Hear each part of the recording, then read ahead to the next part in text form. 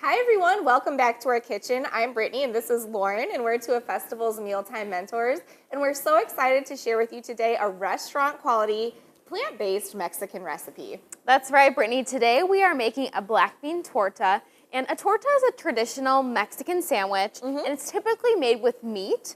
So as Brittany mentioned, we're putting kind of a plant-based spin on it, and we're making it with black beans instead today. Yes, and it still packs a lot of flavor. It's super satisfying, and it's all because of what's going on in this pot. So right now we're sauteing some diced onions, making sure they're nice and translucent. So they've been going for about 5 minutes, and now we can add the rest of our spices. So we've got some minced garlic, so just jarred minced garlic, super easy.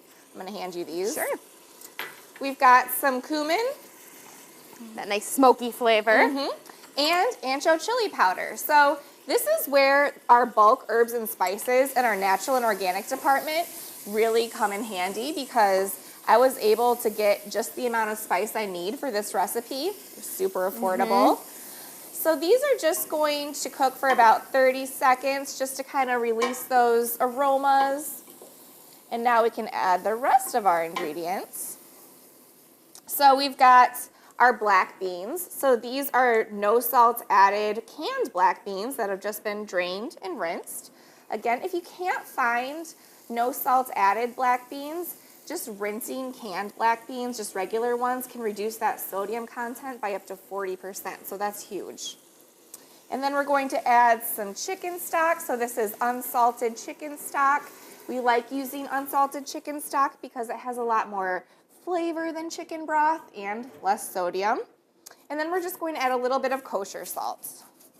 Just to bring all those flavors together, not for that salty flavor. Exactly.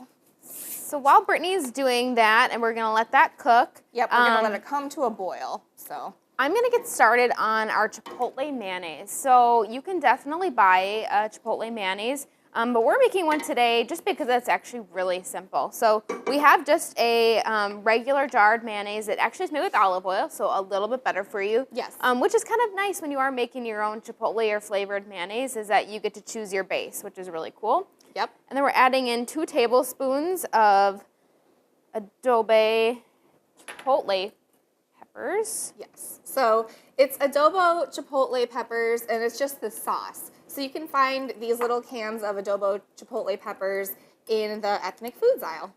And that's gonna add a nice smoky and spicy flavor. Yes, I think this mayo right here really just brings out that I can smell restaurant quality flavor. You could definitely buy chipotle mayo that's pre-made, but we like this version because you can really you can control, what's added to it, what type of mayo you're using, things like that. And that's all done. That's how easy that is. All right, so I'm gonna wait for this to come to a boil, and then we can go ahead and mash up our beans. Okay, so in no time at all, our bean mixture is already boiling, so I'm going to turn the heat down to medium-low, and I have my handy-dandy potato masher, which is really great for mashing these beans. So you just wanna mash up as many beans as you can. You could also use a spoon, but we found this potato masher works wonders. We tried it with a spoon, and it can be done. It's a little more difficult. Yes, So this just makes it a lot easier. So I'm going to mash up as many of these beans as I can, and then I'm going to let this cook, stirring occasionally, for about 15 to 20 minutes. And at the end of cooking, we're going to add some fresh lime juice. So we actually have some that's already done that we made earlier, and you'll see how it all kind of just comes together into a nice spread, like thickened texture. yes, so this is really our meat of the sandwich, and it smells amazing. Lots of good flavors here. So from here, I'm gonna get started on assembling our sandwiches. Yes.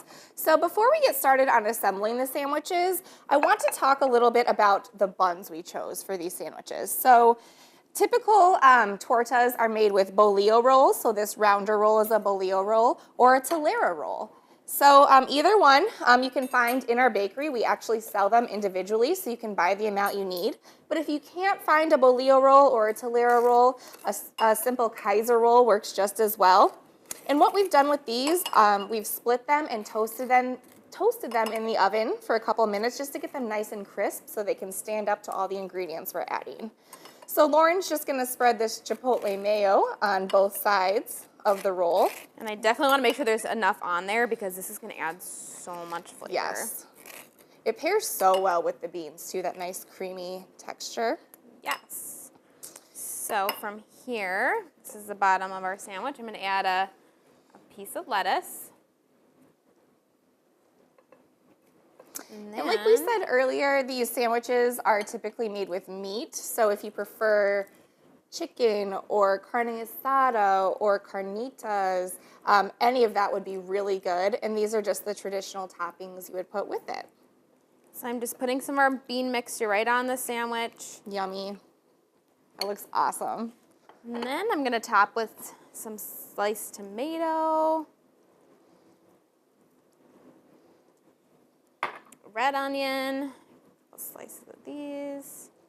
I love this. I'm so excited. I'm excited to try it. And then lastly, some avocado. So Nice another avocado. optional ingredient you could add is cotija cheese, which is like a crumbly Mexican cheese.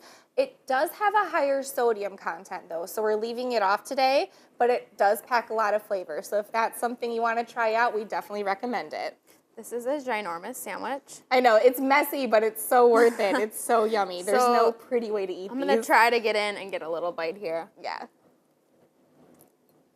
Lots The of flavor. bean mixture is so good, and the chipotle mayonnaise adds so much to it. Isn't it great? Oh my gosh. I can't wait to dig into this. Well, we hope you give this torta recipe a try. And for more recipes and resources from your mealtime mentors, visit bestfoods.com.